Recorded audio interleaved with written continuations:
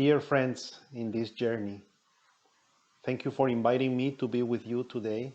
We're going to be engaging in the testimony of the community of Luke through four perspectives. And let me explore with you the chapter 2 today, the chapter 2, this beautiful story that you have heard now through the gospel. Let's explore it and engage in the text through four lenses, four perspectives. The first one, salvation is an experience. Salvation is the experience of a light that helps us to see reality differently, to see reality differently. That's the first perspective. Second one is seeing with the divine light activates liberation. Seeing with the divine light activates liberation. We will be exploring this perspective, engaging into the text through this lens. Number three, or third, being seen by others with the divine light activates also our divine dignity and our liberation. And finally, we will be exploring two practices connected to the experience of grace and the experience of salvation. So let's start addressing each of them. Salvation is an experience of a light to see reality differently. Let me start sharing with you a story, a personal story, and then I will be connecting this story with the story that we have heard in the gospel. This is my friend Rosario Cano. This is my friend Rosario Cano. She's holding a picture of her son, Mario Alberto Morales Cano. She lost her child, Mario Alberto, and he was disappeared. He still disappeared. One day, Rosario told me that the power of God, or the experience of God, what she said was the power of God, is a light that helps her to see her son alive, to keep looking for her son. And when she said, my son alive, even though many people are saying, why you are looking for your child if Mario Alberto is already lost, he probably is dead. She said, this light helped me to see him next to me, looking for what happened, looking for his story, for the treasure of his story, that his story is incomplete. So she said, it's an experience of a light that helps her to see her son that other people cannot see. To see that the dead body, maybe, or the disappear, we don't know, that other people consider lost, annihilated. She still looking for that story. What happened? Where is he? So it's a light that encouraged her. Let's go back to the story of the gospel. Anna, like Rosario is also a widow. But Anna is a widow for 84 years. As you know, a widow is, in that time, is a person who's vulnerable. And for 84 years, only be married by 7 years, as the gospel said, she is totally at risk. Her life is still at risk for many, many years. We know that in those times, people who were widows were at risk. Somebody needs to take care of her. Anna. And then we talk about Simeon. Simeon, a man who was righteous and devout. Devout also, the word devout is about volo, like voluntatis, from the will. So it's somebody who with diligence look for justice, longing for justice all his life. So these two people count on a light like my friend Rosario to see what other people cannot see. These people who were not a priest, they were not a priest, they were not a pastor, they were not a clergy, they were not important, let's say, important people by society. There were just a man, a widow that were around a temple. They count and see something special that other people cannot see. Let's keep exploring this. What did they see? What did they see? A poor family, Joseph, Mary, coming from Nazareth, a little village. Maybe people said, historical approaches said that maybe at most 20 families in Nazareth from the region of Galilee. And we know and we have heard in other passages in the gospel, like, what could come? What good could come from Galilee? Galilee is a discriminated region by the hegemonic culture in those times. And this poor family came and did a ritual offering a pair of doves. In the book of Leviticus, in the First Testament, we know that the rituals have offered the possibility for the poor, like rather than sacrificing animals, they offer also, like, for the poor they can offer just a pair of doves. So Joseph and Mary offering a pair of doves pointed out that they were a poor family, a very poor family, coming from the nowhere village, a nowhere village from the region of Galilee.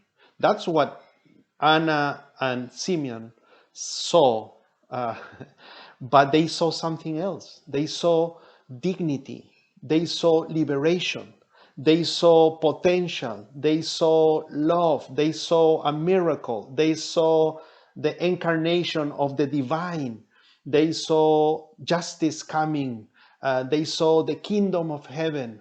Wow, that's a huge what a tremendous different levels of dimension of reality that they are seeing, because they have an experience of salvation, the experience of a light that helps them to see that level and depth of reality with the eyes of faith.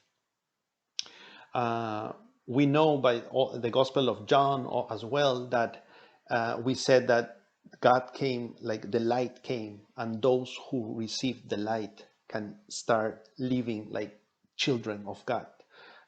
So it's about seeing differently reality. Let's explore the second perspective. Seeing with divine light activates also liberation. So when we look at others with that experience of salvation, we activate liberation. Let's explore this, and I want to share with you a story that I have about this that can help.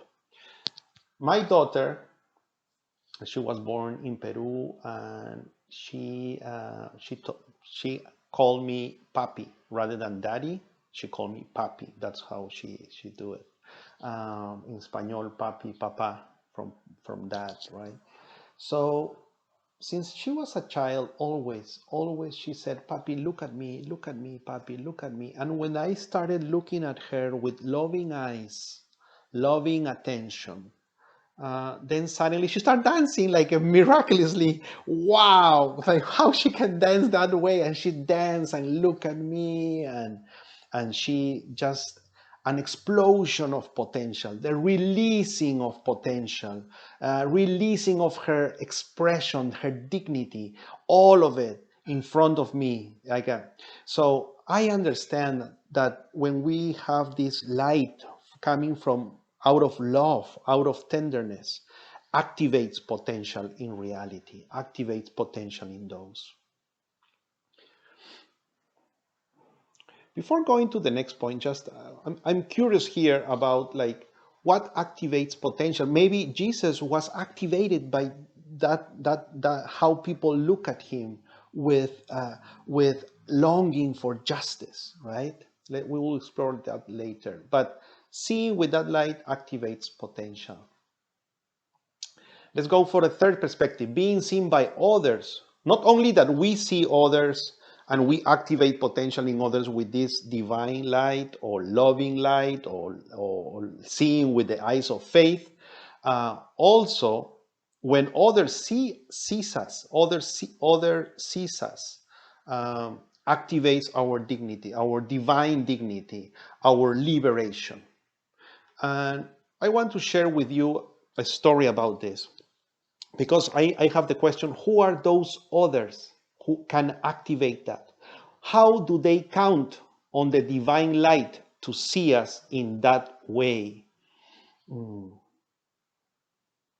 This is an important question for me, and I remember a story about a person whose name I do not remember, but definitively her eyes.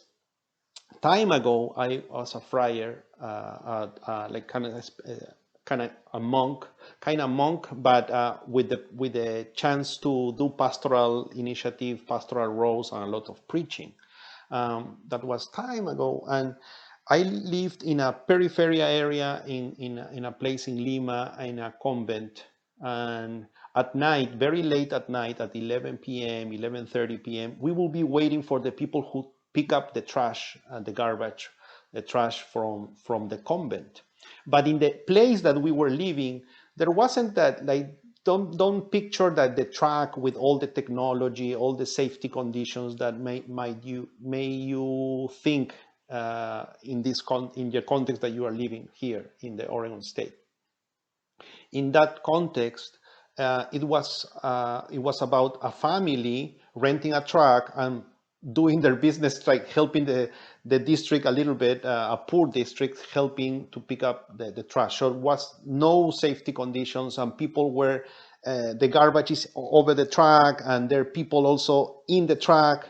So it's a very sad situation. And we brought, with a couple of brethren, we brought food to them at night. We wait at night until they arrive, so we be with them and all of that. But that day there was a woman that came that I didn't met before. I haven't met before. I hadn't met before, and she was on the top of the truck, so with the garbage.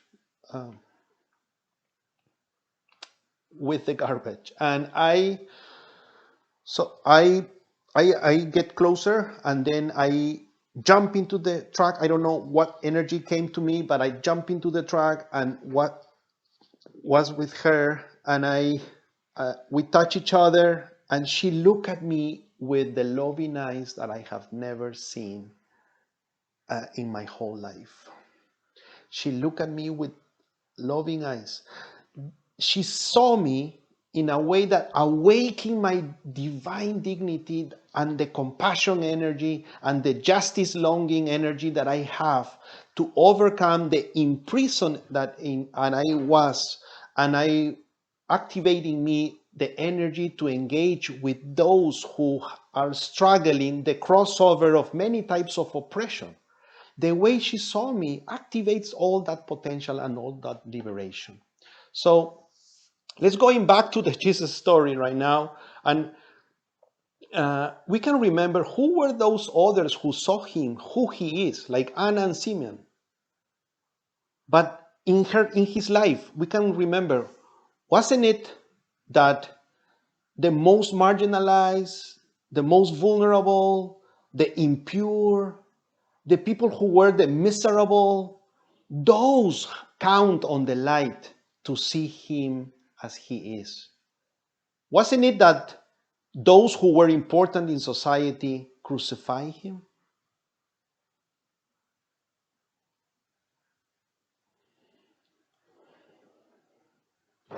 Let's go through the four perspective. This is about exploring two practices connected to the experience of grace, experience of salvation. Let me go back just one more for keeping here this question here. This is very important. Jesus said at some point in the gospel, thank you, Father, because you have hidden this light, these things, this light from those who are the most important, consider most important, and you reveal and you share this light with those who are not considered, that are nothing, discarded. Those can see and activates our own liberation if we are engaging with them. That's what Jesus experienced. He went to the Jordan to be baptized by John, his cousin, and maybe in the conversations around in that time, he experienced being seen with those eyes longing for justice, liberation, uh, the overcome of many types of oppression, and he responded courageously, and he experienced that dignity of being the Son of God, the child of God, the child of the divine. So we can experience that, but through the lens, through the eyes of the most vulnerable in our society, we can be activated. Not through the eyes of the most important people. That's what Jesus didn't tell us. Maybe they are seeing us as an enemy of competition, but those who are in the bottom of society, those people can activate our best if we engage with them and join their efforts and their struggle for liberation in our society, in our context. This is the life of Anna and Simeon. It's the same. We are with them. We can be with them. Okay, now exploring the two practices connected to the experience of grace, experience of salvation. This practice. We remember here that Simeon and Anna were close to the temple, let's say that, the temple. Uh, Specifically, Anna was living all her life next to the text said that next to the temple as a symbol of silence, praying, longing, making room, keep our life simple so we can listen and hear and experience how everything is by grace and nothing we own, so we can be open to share and make room in our life to the journey to join people who are struggling. And that's the second practice. So praying, contemplation, silence, all of that cultivation is so powerful in our life, and we are called to do it.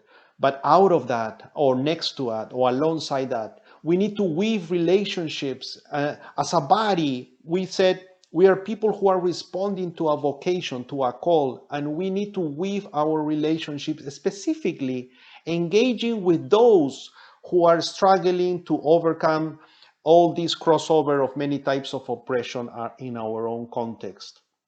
We can join them, we can see them with this light to activate liberation, and they will liberate us through seeing us with the light. And we pray and we know that they count on this light. Sounds paradoxically, because in society they are discarded, but for our Abba, they are the predilect for Abba. In this time, in these holidays, in Christmas, in this time, please renew our commitment through praying, making room for simplicity, and engaging and experience grace, and engaging with those and allow them to see us in our hearts, and also see them with the divine dignity that they count. Thank you so much. Many blessings to all of you.